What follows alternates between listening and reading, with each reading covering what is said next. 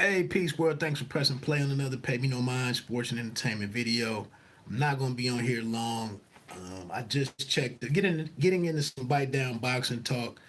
I just checked out the Fabio Wardley versus Richard Lartey fight from last week, which was on the undercard. It might even been the co-main event for Conor Ben and Sebastian Formella. Quick note on the Ben fight against Formella. I know he was adamant that he looked better against Formella than former or two-time welterweight champion Sean Porter looked against him. I don't really dispute that. The kid looked pretty decent, and considering that Ben has no amateur career and whatnot, steadily improving and everything, and beating the hell out of a guy like Formella who doesn't have any power. Uh, it was a solid win, and it moves him forward, and they can take a look at how to move him next. But again, nothing really jumped off the screen for me per se. Could you put him in? Could you put Ben in against a Virgil Ortiz Jr. or Jaron Ennis? Probably not. But like I said, he's young, no amateur career. He's got some time to waste or spend, you know, on the circuit that he's on and at the levels that he's on, and he's improving. And he has a mutual opponent with a guy, like I said, who's been a welterweight champion two times and been considered one of the elites, in one of boxing's premier divisions and whatnot. So shout out to him and for him continuing to chase this dream. You know what I'm saying? Now getting along to the title of this video, Fabio Wardley. I like what I saw, man. Take what you want to take away from mutual opponents, but we saw Daniel Dubois face and beat up or knock out Richard Lardy, who came in at like almost 260 pounds. Had been stopped two other times, one of them being back in like 2016, I want to say. But I'm sitting here watching this like, damn, we don't have any young American, because I'm looking at Alan Babick, who had been featured, who's been on a couple of the Zone shows, and now we get Wardley. And I'm sitting here like, damn, where's the young Americans? We don't have no young Americans making no noise at heavyweight. We do have Jared Big Baby Anderson, who fought a lot this year and probably looking like he might not make it back to the ring, before the end of 2020, which, like I said, he did his thing. I don't know what the hell happened to Sonny Canto out of Philadelphia. I, I guess he's moved on to other things or something. But speaking of Warley specifically, he's 6'5". Though he takes Lardy out in around like what 4.5 minutes or something at the 121 mark of round two. Didn't take a lot of punishment from Lardy. Like I said, man, I like his athleticism. 6'5", in my opinion, 6'5", 6'6" is kind of the perfect height in my opinion for the new heavyweights. And because you might every once in a while you may have some 6'7", 6'8" guys coming along, I guess. And then also, you tend to have a lot of guys who are 6 feet to 6'3". So I think, being at 6'5" gives you a good range of who you match up well against, tailor the tape wise.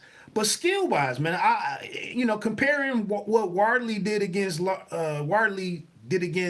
Larty versus what I saw from Daniel Dubois, I just like his boxing, man. I appreciate him using his height. I liked, he was efficient. I would sum it up really with efficient. And then he was powerful when he needed to be, when he got the left hook, right hook combination that got Lardy out of there. I mean, I wanted to say that Lardy took a dive, based watching it in real time. But you can see that left hand got around the glove, the first blow, and then the second punch, it might have hit glove, but it still knocked Lardy senseless. He was down for multiple minutes. They do their own protocol over there in London with the oxygen mask, and it took 5 to 7 minutes to get him up on the stool. I mean, the dude was hurt. But like I said, man, I just like the way that Wardley controlled the action. He made the fight easy for himself. I say this when I'm talking about basketball, like in championship basketball, pro and college. Like you got to find a way to get easy buckets. You got to find a way to get easy scores to compete in the champion, at the championship level.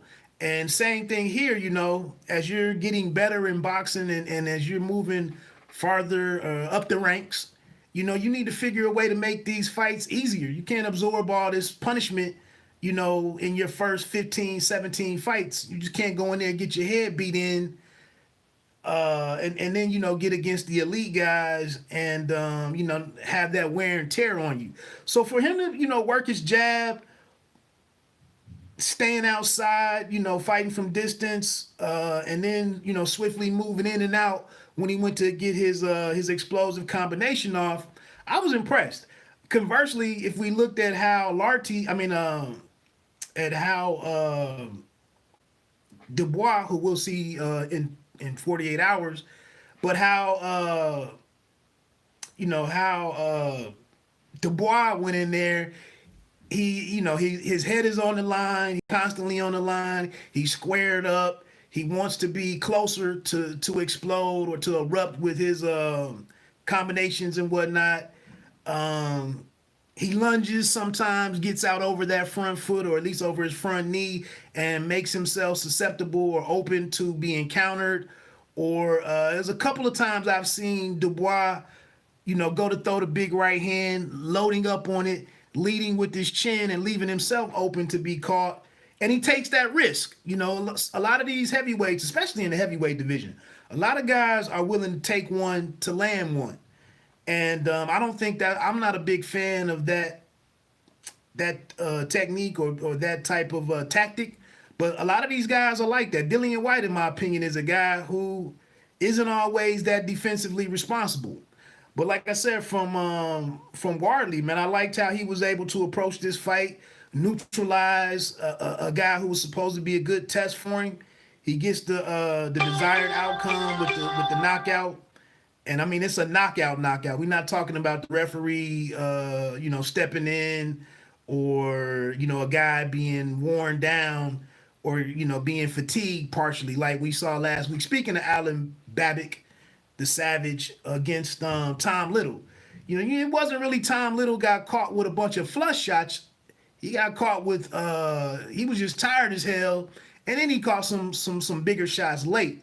But, I like the way that Wardley set this up, man. He's a dude for me to watch, and see how they moving. That's another thing that's pretty remarkable. Another guy with a very limited or really a non-existent amateur background, played football or what we call in the States soccer. So I think that gives him a good athletic base to build off of, to box. Obviously, he's still got a lot of seasoning to do, and needs to mature in a lot of different ways. But I'm very impressed at what I saw. And like I said, I think he has some, some basic, some foundational stuff that will allow him to move forward and get better and, see if he can make some noise in the division. Like I said, I haven't been this interested in heavyweight division in years.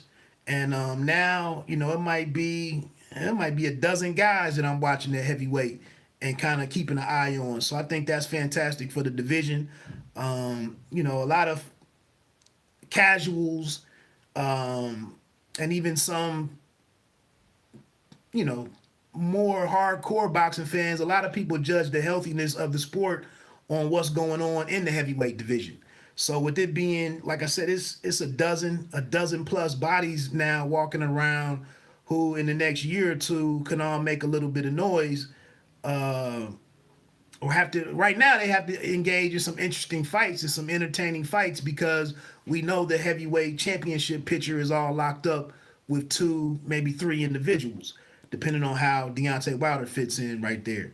But, Wardley is another guy for us to watch. And I think he brings something a little more unique to the mix right now.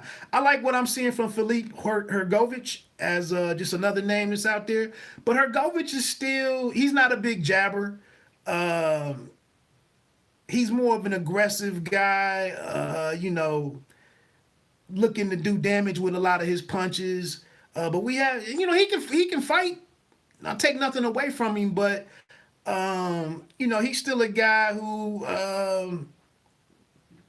I wouldn't say he's there to be hit necessarily, but like I said, I'm impressed. I guess without trying to tear down Ergovich in any way, I'm just more impressed with what I see from Wardley with kind of more of a traditional approach. Using that height, distance, boxing from outside, using his legs a little bit more, and that can be offset by a guy who's going to press him and making operate off the back foot and whatnot. So, like I said, it's a lot of unknowns still with Wardley. But from what I saw against Larty and seeing what I saw against Dubois and Larty, I want to see more. And then, like I said, now we can see in 48 hours we get to see Dubois against Joyce. That's not really a toss-up. I favored Dubois in that one, but I mean Joyce will have something to say about the outcome of that fight. So I'm interested in seeing that. Anyway, man, that's Bite Down Boxing. Don't let them count you out. If you like the way any of the information was being presented, preview, recap, whatever, analyze, discuss, hit that like button for me. Let me get on out of here, man. Peace.